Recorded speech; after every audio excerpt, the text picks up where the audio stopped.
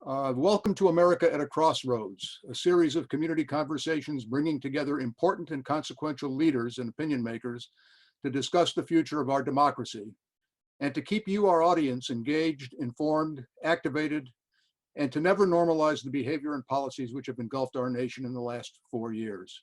These forums are sponsored by Jews United for Democracy and Justice and Community Advocates, Inc. Judge is led by our dynamic chair, Janice Kaminer-Resnick, with the support of its executive board, Rabbi Ken Chasen of Leo Beck Temple, Carolyn Kelly, David Lair, former Congressman Mel Levine, and myself. Our other sponsors are ECAR, Temple Israel of Hollywood, Valley Temple Beth Shalom, Stephen S. Wise Temple, Leo Beck Temple, and the Forward newspapers.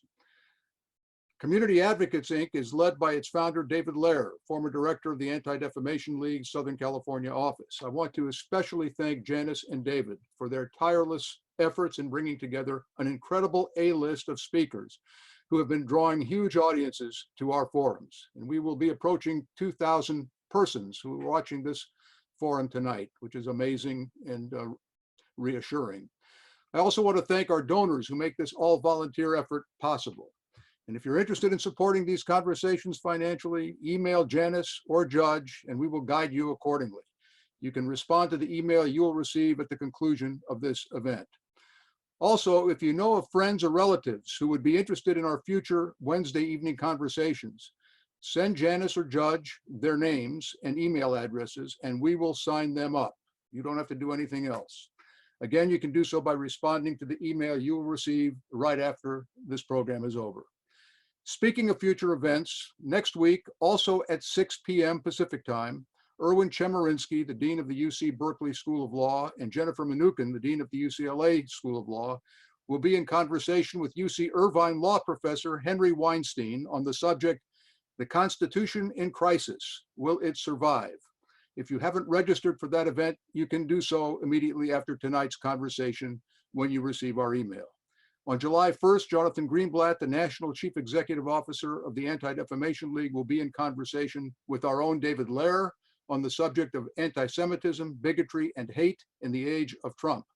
On July 8th, Lynn Vavreck, UCLA political scientist, Mike Murphy, co-director of the USC Dornsife Center for the Political Future, and Professor Bob Shrum, who holds the Carmen and Lewis Warshaw Chair in Practical Politics at the Unruh Institute at USC, will discuss the political landscape as we head into the national political conventions and the November election.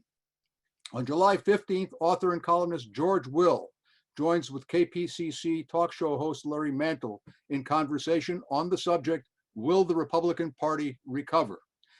And we are very excited to announce tonight that on July 22nd, writer and columnist Bill Kristol, and on July 29th, New York Times columnist Tom Friedman will be our featured speakers.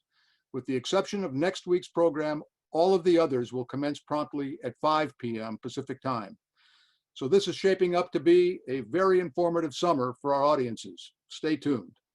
Tonight, we are honored to have as our featured guest the mayor of Los Angeles, my friend, Eric Garcetti.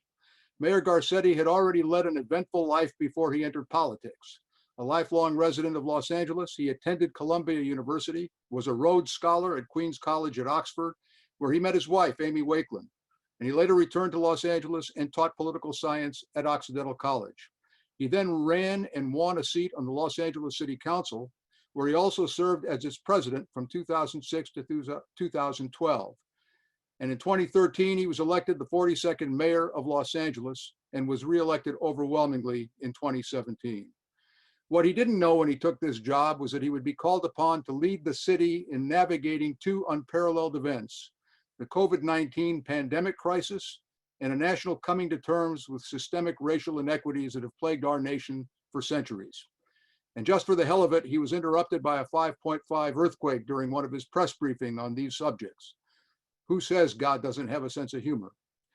And in his spare time, Eric is one of 4 people tapped by Joe Biden to vet prospective Democratic nominees for the vice presidency. Our mayor will be interviewed by my good friend and UCLA colleague, Jim Newton. Jim is a veteran author, teacher, and journalist who spent 25 years as a reporter, editor, bureau chief, editorial page editor, and powerfully influential columnist at the Los Angeles Times. He is the author of 4 critically acclaimed books of biography and history, including the recently released Man of Tomorrow, The Relentless Life of Jerry Brown. I've just finished reading it. Here's my prop. It is a book which I have read and highly recommend. It is the definitive work on the life of one of California's most historic figures, and it's also a wonderful narrative of the life and times in which he served. Jim teaches communication studies and public policy at UCLA. Finally, if you'd like to pose a question, do so on the Q&A tab on your computer screen. Obviously, with this many people on this call, it will be hard to get to all of your questions. But let me now turn this over to Jim Newton and Mayor Eric Garcetti. Jim?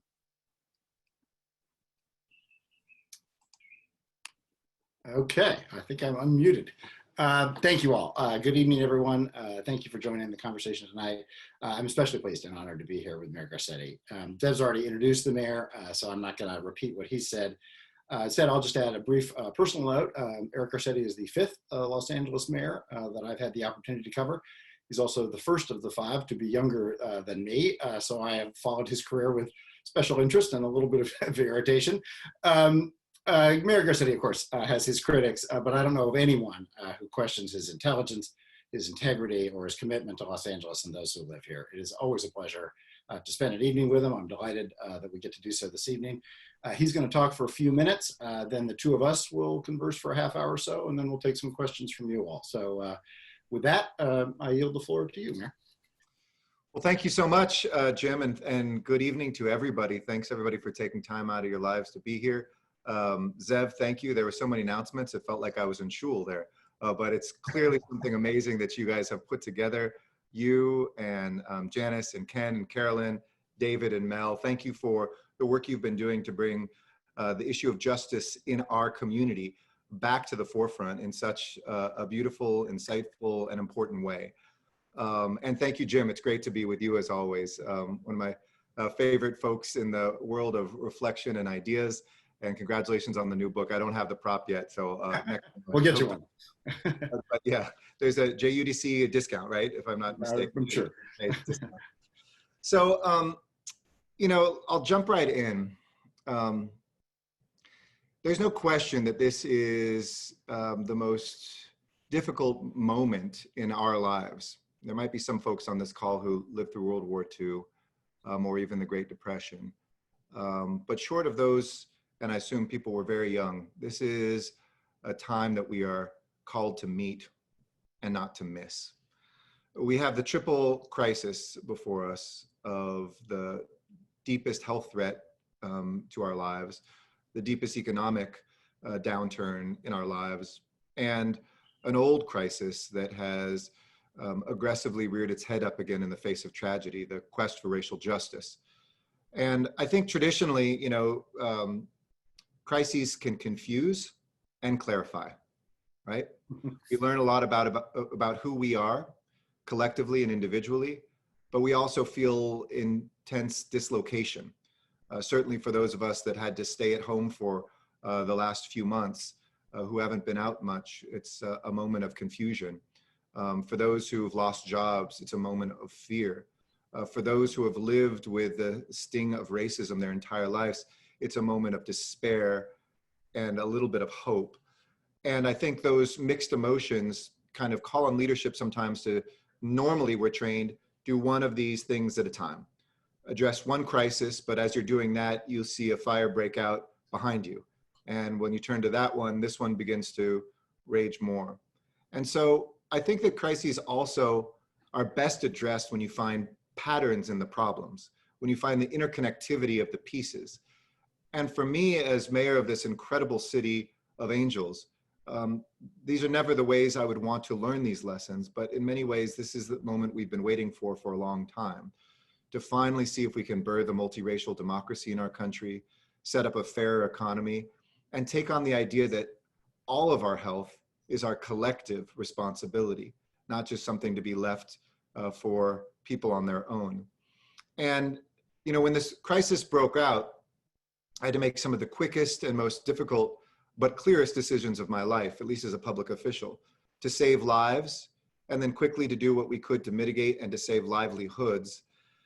And, you know, it was interesting, at this moment when actually my wife put together a prayer group for me in the midst of COVID-19 when it started. She called rabbis at ICAR and at Wilshire Boulevard, where I'm a member at both places, and Sharon Brous and Rabbi Leader kind of put together some of my favorite pastors and friends who were bishops and an Islamic leader as well. And we just had these quiet prayer sessions each day because I knew there was a lot of death that was coming. I knew the decisions that I was making, there was no win. We were either going to have people fall off an economic cliff or see deaths skyrocket and overwhelm our hospitals. And so, you know, I grew up in a mixed family. And I don't mean between a Mexican and a Jew or a Catholic and a Jew, between basically an agnostic and an atheist. So I'm probably the person who has come to faith most deeply in my family over many years. It started at Gindling Hilltop Camp. I know a couple people clapped when they heard that because that's what you do when you hear that. But, you know, I kind of wasn't raised with a lot of religion, but I came to it. And it's definitely in this crisis something that's deepened within me. And this week, I was actually given the honor by Rabbi Brous to speak about where we are in the Torah right now in the book of Numbers. And then Rabbi Leader led a prayer this week. And one of the things that he said and that I had talked about too is, you know, this confounding chapter of our holy book where an 8-week walk turns into a 40-year journey, and that how Jews have talked about it and thought about it for years. And he talked about what the desert does. It's a place of kind of remoteness and reflection, but also of danger. But it's also a place of calm in the midst of crisis. And it's maybe a fitting place for us to be right now because we're not where we were, which might have seemed peaceful, but had the sting of racism and economic inequality, climate crisis, homelessness before this crisis. And we're not yet at the promised land either. We're doing that work, I believe, to prepare us to go into that promised land.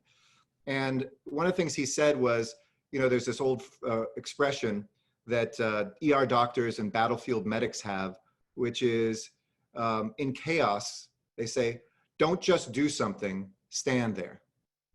Don't just do something, stand there. And I think this is a moment for us to stand and to find our breath. And ironically, breath is something I've been reflecting on as well. And I'll bring this all together and just give me a couple more minutes and we'll pull this into a discussion. But I think we're all haunted by the words of George Floyd, I can't breathe. I was talking to a senior leader in my administration today who just lost his father to COVID-19. And I was asking him the story of what happened.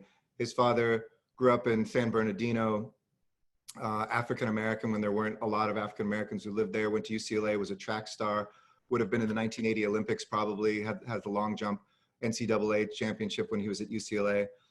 And he had gotten sick, seemed to be well, and then called one day, got worse, and he said, I can't breathe. And I don't think that my colleague connected the two things when he was telling me. He was just telling me the narrative. And it hit me how we saw George Floyd's life horribly and traumatically snuffed away, a lynching in modern terms, an execution with a knee on the neck.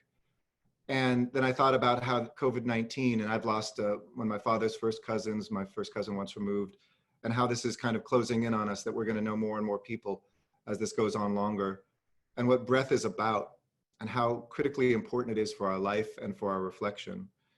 So I think this is a moment in which we're all called to meet, to listen to the street, to do those things that are big and bold, like we've been trying to do to meet this in Los Angeles, to close down in the right way, to add economic assistance to those who are left behind when the federal government ignores immigrants and says that if you're married to an immigrant or you're the child of an immigrant, you won't get the money that other Americans get.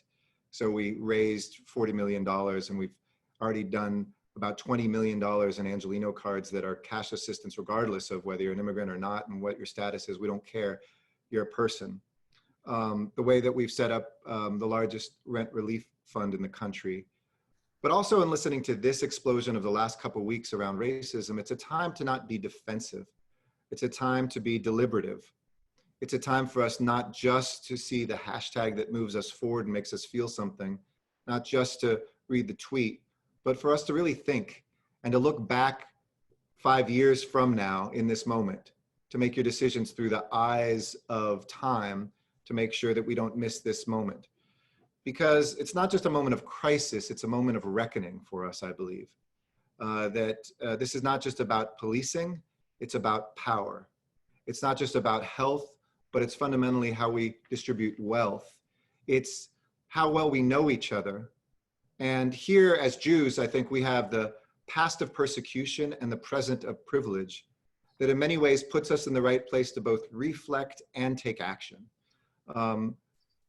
We all know that one of the most famous pieces of poetry written by a Jew on our Statue of Liberty also talks about breath. It says, "Give me your tired, your poor, your huddled masses yearning to breathe free." And I think what we have to reflect on now is what we will do in the days ahead, collectively, but also individually, to not just look for the enemy amongst us, but amidst us and within us. Will we say yes to shelters for homeless Angelinos in our neighborhood next time it's proposed? Will we say yes to transit lines that might cut through where we live? Will we say yes to measures like schools and communities first when it's on the ballot to fix what went wrong with Prop 13 and underfunded our schools? But last year when we tried to do that here locally, the schools measure went down 45% to 55%. Where do we go from here is the question I would ask us all in this toughest moment that is both, and I'll end on this, it has been one of the toughest governing moments, just to speak very personally, because everything has been so remote and two-dimensional, but at the same time in this, it's never been more intimate. When I did like 56 nightly briefings in your living rooms, if you live in Los Angeles, about what we had to collectively rise to, that no mayor could deliver alone, that government couldn't do itself, but to save the thousands of lives that I know that we did. So it's a moment to stand and listen. It's a moment to focus on fault lines and to feel the trauma in communities and to hold that pain and that tenderness so that ultimately we can not only breathe free, but take the actions to make sure all of us can breathe free. Thank you, Mayor. You've already touched on some of this, but let me ask you maybe to go back through a little of it. You talk about health, wealth, power, and those are the big ticket items in terms of thinking. Got it. Does having these crises crest simultaneously in one sense, it must make it much more difficult to deal with because there's so much happening right now. There's such a diverse or such an array of things that need attention. At the same time, there's a common sense of urgency around them. And I wonder if tackling them all at once in some ways creates an opportunity to do things that might not otherwise be there in terms of real fundamental change. Yes, I think that's right in two ways. First, in crises, people are willing to step out of their comfort zone. Take Congress, for instance. You see Republicans acting like Democrats and Democrats acting like Republicans. Democrats who say, forget the red tape and the regulations we might think about, let's get stuff out there quickly. And Republicans are saying, yeah, let's just pay people, give them cash, literally. It causes people to step outside in a good way, the ways we become entrenched and overly ideological. But second, you're right, in the way these things connect with each other, it becomes a moment for us to, I think for a lot of us who have always seen the interconnectivity of things, it is a moment to make that case even stronger. You care about homelessness, you have to understand it through racism. If you care about health, you have to understand the racial justice elements that predate this, where if you're poor or if you're Black, you're more likely to die, not just from COVID-19, but from life itself. If you don't see that the economy is not just something to restore because it doesn't work for a lot of people who are gig workers, who have no benefits, who might have in this moment some unemployment benefits that they're given, but as soon as it goes back to the old system, you lose a job as a Uber driver or delivering things, can't do that, you won't get unemployment.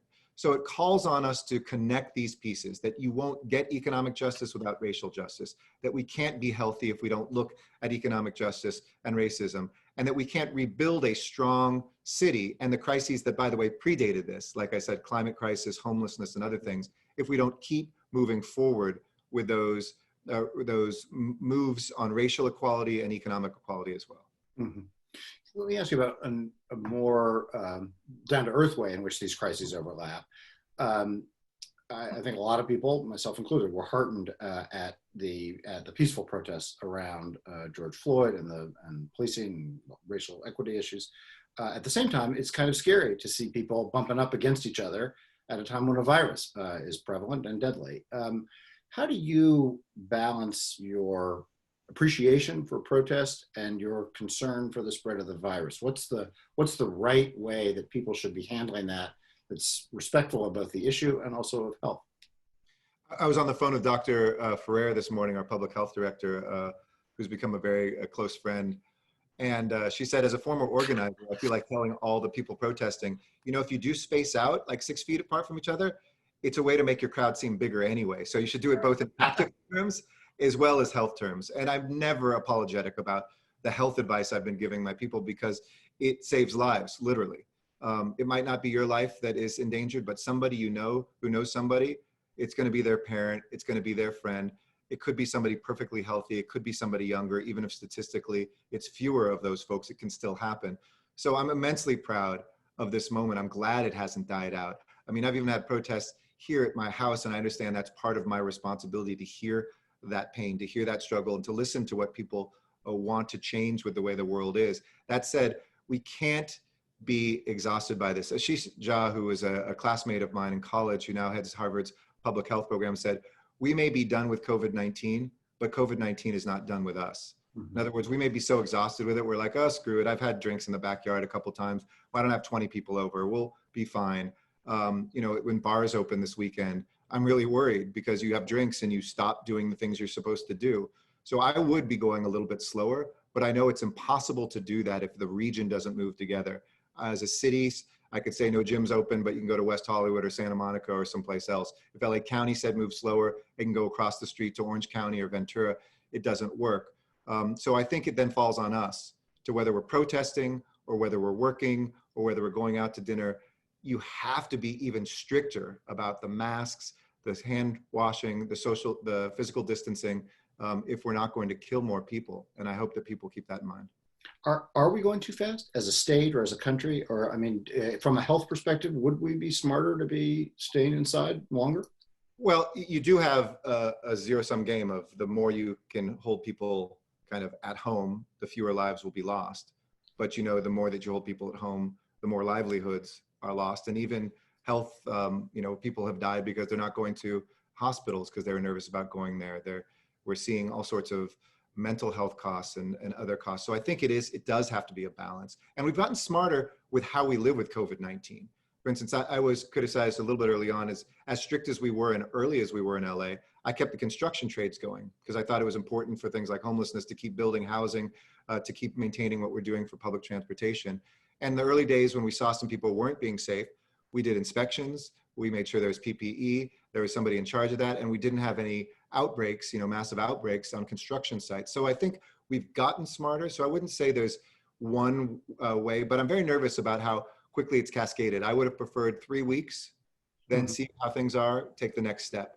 But I think there's been immense political pressure and everybody can make their case. You can look at places that opened up early and haven't had spikes. You can see places that opened up early and have had spikes. You can see places that have closed and stayed more restrictive that have had spikes or are high, and you can see ones that are safe. So everybody can prove their thesis. I think we just have to be really careful with everything we do.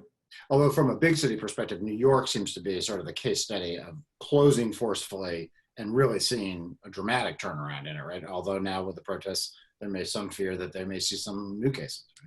Absolutely, and I think New York is the case study on both. You know, we were maybe 2 weeks behind them in terms of the infection rate, and we were about a week ahead of them in closing things down. So we had about 3 weeks on them, and we see just what the difference of 2 or 3 weeks can mean. And if you look at the number of people in some of the studies in New York who have gotten this, New York could go through this 4 more times. And we still are at a place where 95% of us have not been infected. So it's not that there are different spikes. I should probably have changed that. There was an initial climb, we flattened the curve, and we stayed at that plateau. So sort of stayed with it ever since, right? Yeah, it is just a constant right now. I mean, we had the most cases diagnosed today yet, over 2,000, but deaths still go down a little bit. Our hospital capacity is still very strong. So it looks safe-ish to be able to open up carefully, but we don't know in 3 or 4 weeks where we'll be. And I think we have to be prepared, and we know how to be able to walk back. That will be immensely painful, but I won't hesitate to do that. That's one power I do have. I don't have the power to open now. I only have the power to close because counties permit what you can do. well, the state permits what you can do and county dictates what you can do. So you can be a more restrictive, but I couldn't open things up earlier when people were saying, hey, mayor, go do this, or thanks for doing that. I was like, no, it's actually the county, but we could close down more quickly. It would have no public health effect if the city did it as an island. It really would have to be the county and the region together. And I hope that if we do get into a bad place, we will make those steps together. Gotcha. Let me ask a couple questions about the policing racial conversation that's happening right now. First, very locally, I mean, these demonstrations started with some violence early on that seemed to dissipate fairly quickly. LAPD had a reaction early and then a kind of more protracted reaction as the character of some of these demonstrations changed. What's your assessment of how the police department has handled this here in Los Angeles? So early on, you're right. The first night when things kind of, we saw the looting, it was downtown, and some folks that weren't just looters, but were attacking police officers. Right. Showed, I think, a lot of restraint. One had his skull cracked and almost died. Then I think we saw an overreaction in some instances the next day. You're right, by day 3 and 4, we really didn't see any incidents either direction. And thank God, nobody died. I mean, think about it, in 3 or 4 days, in 1992, we had over 50 deaths already. Remember, people who were killed, beaten badly. That said, there's 60 incidents that we are taking very seriously and investigating. Investigations are underway from our independent civilian-led inspector general. Over a dozen of those are serious incidents. And I think that we have to show accountability. There were tactics that were improper. There were ones that certainly, when I was with the chief that day on Saturday, when we saw the Fairfax stuff, there was a dynamic situation. Police cars were set on fire. Those could have exploded with weapons and bullets that could have killed people. But when you're 30 people thick in a crowd, swinging a baton or something is not a way effectively to move them. So I think we have to own up to where we fell short and have accountability and discipline, which can lead to discipline or removal of officers.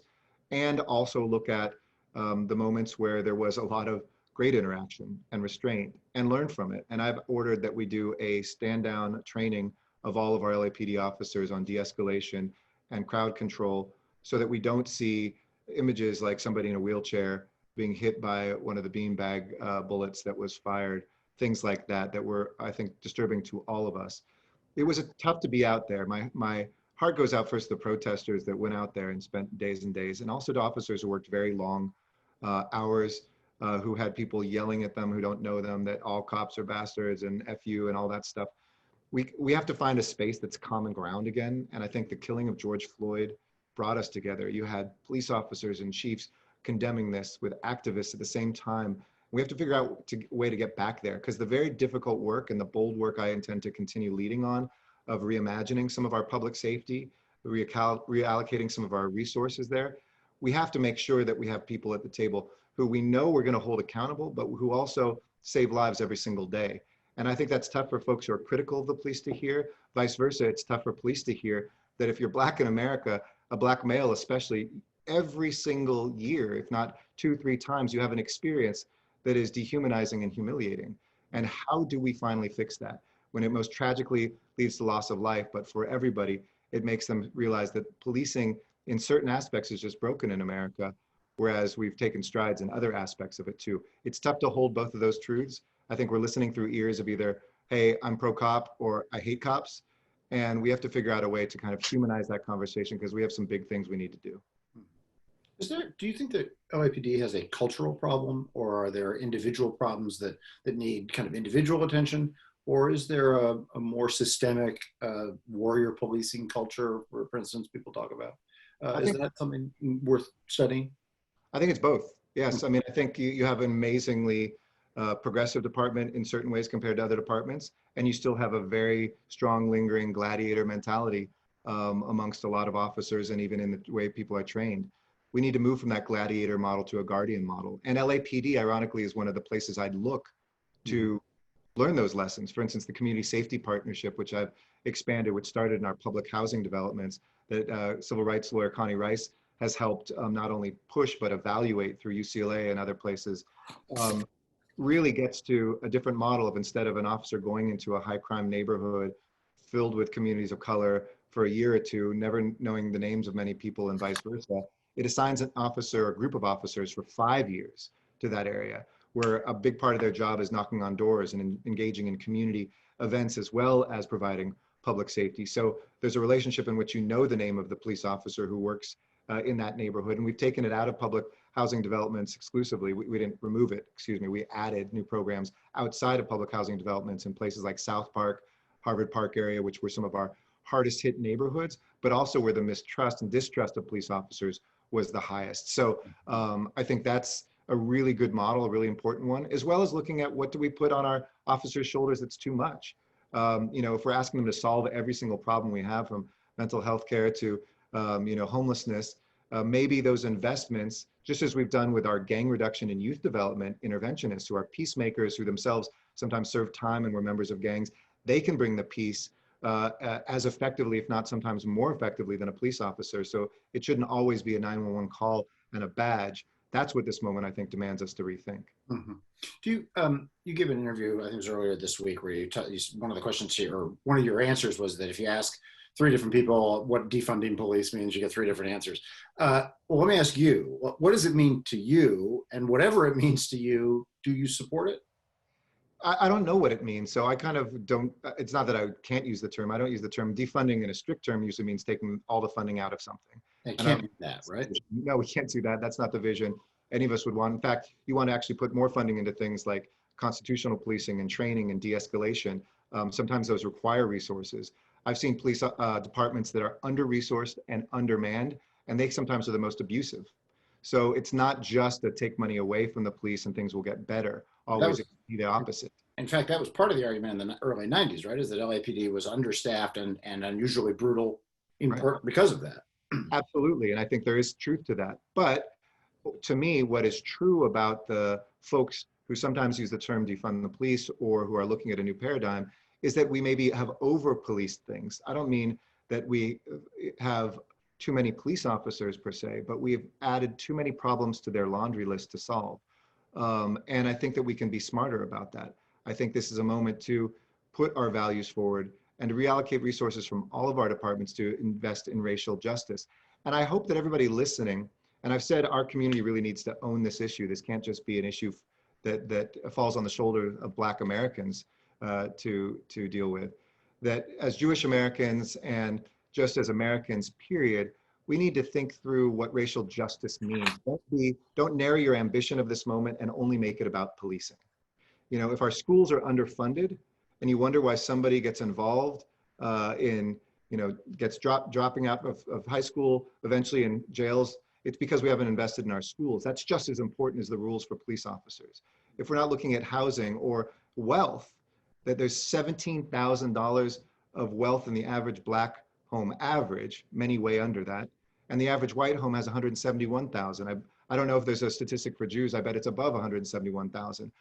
That's why I said it's not just about health, it's about wealth because they are tied together. So what are we doing to actually generate wealth? A universal summer jobs program. I invite anybody on here to join us this summer and into the fall. It's complicated with COVID-19, but I have expanded summer youth jobs from 5,000 to 20,000. And I want to add 4 to 5 digits more this year because we have to. For these young people that are out there in communities of color, we have to open up these doors. But most of those jobs are in the public sector. The city pays for them. If you're a private sector person, step up for $2,000, change someone's life, give them a 6-week internship, create a relationship, and watch this world change. So this isn't just a policing conversation. We have to broaden it out to much more, not about what we defund, but what we add investments to, period. One last question in the defunding area before moving on. There's a motion the council took up today to, some of the details seem like they still need to be fleshed out, but this question of moving a certain amount of responsibility, for instance, for homeless people or people with substance abuse problems, where there's no obvious violence occurring, to move that out of LAPD and have a different response, an unarmed response of some sort. Is that something that you favor either conceptually or in terms of this specific proposal? Both conceptually, and I've been working closely with the council on that. So it's funny when news comes about, they're like, the council just did this. Are you doing that? We're talking to each other about almost every move you see come out of the council. And from me is joint because we need each other on this.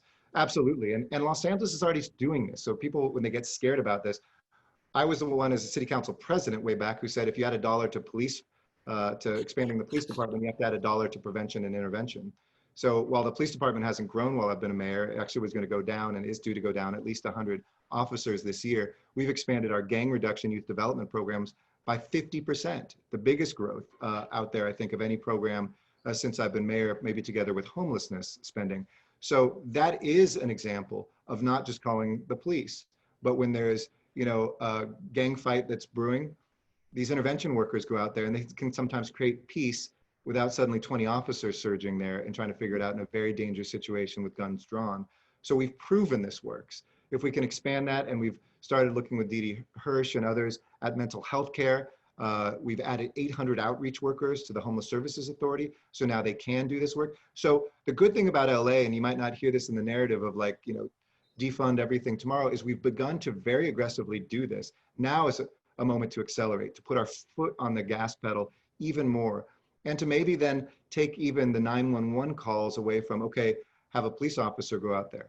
Now there's times we're going to need them. I mean, some people said domestic violence can be solved by community members. Well, talk to a police officer. Usually those are some of the most dangerous situations. Somebody who's armed, who's already violent, who is sometimes on the verge of killing their partner or spouse. I think we're going to need police for our entire lives. But if we can narrow how much we throw on their shoulders, find more cost-effective and more solutions-oriented folks who can stay with somebody over time, whether it's a homeless person getting off the street for good, person experiencing homelessness, excuse me, or whether it is a young person who, instead of a cop coming and having an interaction with for a second, can have a mentor. Those seem to be smart investments for public safety for all of us. Mm-hmm. All right, so let me ask you a slightly different aspect of this. These are crises, and I'm thinking of these as three: the pandemic, the economic crisis, and then the racial justice conversation. They all seem to call for some blend of local, state, and federal response, right? I mean, or even international response in the case of the virus. How do you chop those up? I mean, how does a mayor lead a conversation on racial justice? How does a mayor respond to an international virus? And yet at the same time, conditions in Los Angeles are different than conditions in Des Moines, right? I mean, so they do require some local response, and yet they also trigger kind of national and international responses. How are you interacting with state and federal officials, and how are you dividing up responsibility for addressing these problems? Gosh, this could be a 2-hour really interesting segment. Literally, I have so many stories from the last 3 months that I think people who are on would find so fascinating, because even for somebody who's done this for 19 years, I couldn't believe some of these moments. In a crisis, like I said, some people are willing to act very quickly. So let me say a few things. There's been a lot of constraints in this crisis because we have to do things like Zoom calls, but it's also made us become much more efficient and networked. For instance, at the international level, early on, I chair a group called C40, which is the 96 most populous metropolitan areas of the world working on the climate crisis.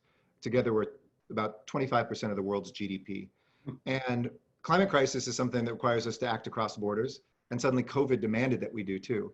But many of us had sometimes national leadership that was falling short. So it was straight out of a superhero movie where I said, get me the mayors. We had a conference call, it's still to this day a Zoom call. It was one of the most moving of my life, where we had, I think, 40 something of those 96 mayors simultaneously across time zones. We had the Seoul mayor telling us how South Korea had been bending the curve quickly. We had the mayor of New Delhi, who spoke about being the first mayor in India to say that they were going to do a stay-at-home order, and then suddenly 2 days later, 1 billion people were ordered to stay at home. We had Mayor of Milan at the peak when Milan was the New York of the early crisis, talking about what to do, and we learned from each other, and we've convened that group 4 or 5 times more to really share these best practices. At the national level, same thing with the U.S. Conference of Mayors, and I've got text streams and conference calls twice a week with my California mayors of the 13 most populous mayors. I've got a national group where, you know, when we had the violence that broke out in our communities and we're comparing whether people were going to do curfews or not, or what we do with protests, it's a very networked group now that is really learning from each other quickly, adopting best practices. And it's been a marvelous part of this, because I hope that then when it comes to racial justice or a climate crisis or homelessness, that we really can become a national voice and an international voice on this. So to the second part of your question, you know, what are some of those stories? I mean, you also have to look across lines. I found a person or two, if you can believe it, me as a Democrat that I'm friends with that work in the White House orbit. And when like the CARES Act was being negotiated, cities weren't going to be a part of it. And minutes before it was done, somebody reached out who works there, who's from LA, and said, what do you need? And I said, we need money. We're spending, LA City stepped up out of our pocket and started giving free tests to everybody. The county, came later, but initially the county had said, we're not going to do testing. And so I said, we need money. And he said, oh, I'm so glad we talked because we were just going to give it to states, but I'll change that. And then, an hour later it was announced, and cities over 500,000 got a direct allocation that provided $700 million more to us. I mean, the way things happen right now is crazy. Sometimes crazy good, sometimes crazy bad. But the good that has come about through it is that there's really a network of local leaders and state leaders too, who have connected with each other. And there's an urgency, I think, that we feel in this crisis. And as the mayor of Long Beach, Robert Garcia, my dear friend, said on one of our Zoom calls last week, he said, the only thing that gets me through my day is knowing all of you are going through the exact same thing. You mentioned the White House. Has President Trump been a hindrance, a help, both, neither? Where does the president fit into the response that you've had to mount? I think that's what you call a softball, but I'll be generous. There's some things that they did come through when we thought we needed the hospital ship. We got the USNS Mercy here. There's been some help with things like the CARES Act, which I thank the administration and Congress for. In other ways, it's not only been not there, but in other times it's been contrary to everything that we should be doing in a crisis. No standards, no leadership, no convening, and throwing fuel on the fire. I've called it political pyromania, whether it was using tear gas to get a photo op, or whether it's you're on your own, whether it's picking on cities and getting partisan and saying, it's failed liberal Democratic mayors that are causing, crises. It's at a moment where we need empathy. And I think the bar is so low and the expectation is so low that this president could have done big things to bring us together, but instead still insists to the last minute to really rely on a playbook of division. And to me, that's so sad as an American. I gave up hope a long time ago, I think, on him being a transformed person, but I do always believe that there's some good in all people. And I keep searching for those moments that are like, wow, thank you, even if we totally disagree on 9 out of 10 things, but to cut out immigrants and to blame immigrants in the midst of this, COVID-19 is our enemy, not immigrants. And taxpayers who are here, or American citizen children of immigrants, didn't get their $500 like they're less worthy Americans because they're brown. I don't understand that. And so, as you said in the introduction, I'm working pretty hard to change this administration in November. And this, is there cooperation on a government-to-government level with the White House that's separate and apart from the president himself? Yeah, with the federal government, for sure. We have a marvelous FEMA director, for instance, who worked with us. I said 2 years ago for homelessness, we needed a FEMA-like response, and tried to get the federal government to give us money before, I think it was El Nino, which never really arrived, to house people who were experiencing homelessness before a disaster arrived. And they said, sorry, we have to wait till the flooding happens and people are suffering. Well, that changed. And thanks to FEMA and maybe somebody in the White House, I don't know, but our FEMA director allowed us to house people experiencing homelessness before they got COVID-19. And so far it's 6,000 people and counting in a matter of 2.5 months, an unprecedented pace. Similarly with meals for our seniors, we set up stuff which is logistically very difficult to do, but 75% reimbursement using local restaurants and putting hotel workers back to work to make the meals delivered by taxi drivers who don't have any customers. So there's been some really great interactions at the federal level between professionals and our city. Absolutely. All right, let me ask you a couple of questions that are coming in for our high-tech system here for audience questions. Ingrid asks, wouldn't more community policing go a long way to ameliorating minority police relations? Yeah, I mean, community policing, like defund the police, can mean many different things to many different people. Community policing is really the cornerstone of, I think, the shift that happened post-1992. Community policing requires more police officers. If you want, because people want the good response times when they do call 911, and they want folks walking the beat. They want them showing up at the community events, and they want to make sure the detectives are calling them back in a timely manner. So when we see police departments seem like they're well-funded, we have half as many officers basically per capita as New York City. So I do believe though that the model absolutely needs to be community-based, We need to hire more police officers from the community. I've set a goal to have half of a class be female, which is it's usually 20%. And I want to see us get African-American officers back up. And it's very difficult to recruit African-American officers given the last few years of American history. But it's critical that we have them to make sure that we get rid of some of the things that have held them back. So changing some of the stupid requirements, like if you've smoked pot, you can't, become a police officer. Well, what 20-year-old probably hasn't at this point?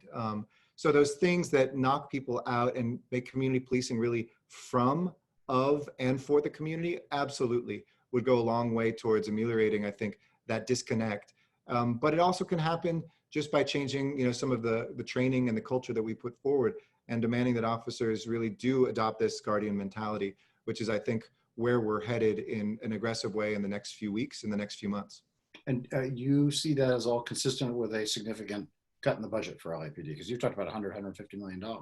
Yeah, but out of a budget of 1.8 million, I mean, every other department has sacrificed in this moment, and we're using those dollars to go into, righting the wrongs and racial justice. I believe that if you actually address racism, racial justice, de-escalation, other alternate ways, it requires less out of police officers. So it is not taking away and then deal with it. It is investing so that we don't have to spend so much in hoping at the end of the line that a police officer can solve the problem we've all created by underfunding critical services.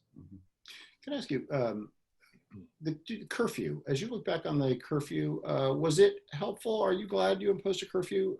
Or does that, I realize most people charged with a curfew violation are not going to be prosecuted for it, right? But was it a useful device or was that a mistake? Well, I have no joy. I don't think it was a mistake, but I have no joy from it. I mean, any more than I had joy from the stay-at-home order. But I have a responsibility to protect life. I'm really glad we didn't lose a life either direction. And that was a tough call. National Guard was a tough call. I insisted they not go in South LA. There was no violence in South LA. It would have been racist to put them there.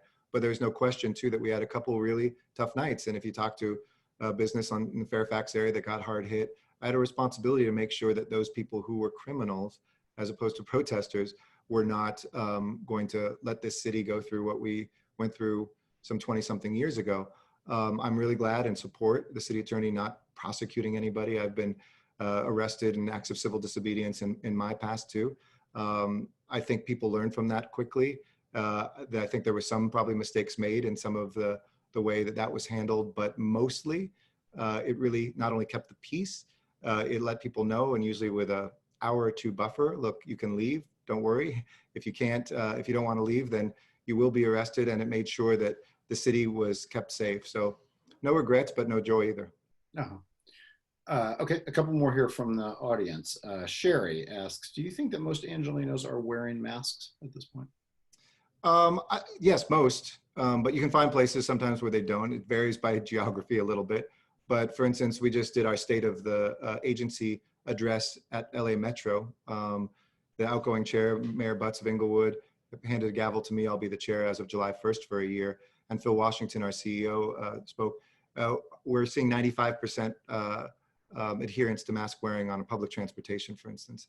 I think there's still some people who are confused, like when I'm jogging, am I supposed to? There's some people who are like, put it on no matter what. We had one person who's an elected official, I won't say, who said, you need to wear it when you're home. We're like, no, that's not the guidance. There's no point in wearing it at home with your pod of people.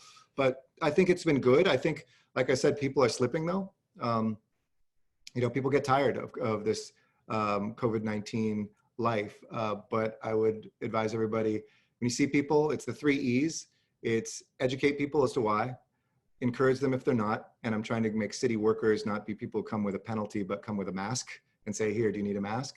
Which we're starting to do in certain places for our police officers, our rec and parks workers, and then if necessary, enforce. But I don't want to turn Los Angeles into a police state when it comes to mask wearing or anything else with COVID-19. We're either going to rise or fall based on our own behaviors. When there's somebody egregious who's clearly trying to infect somebody, or a business that absolutely wasn't allowed to be open, and after 5 visits still stayed open, we then did some limited enforcement. But generally, this is going to be on all of us.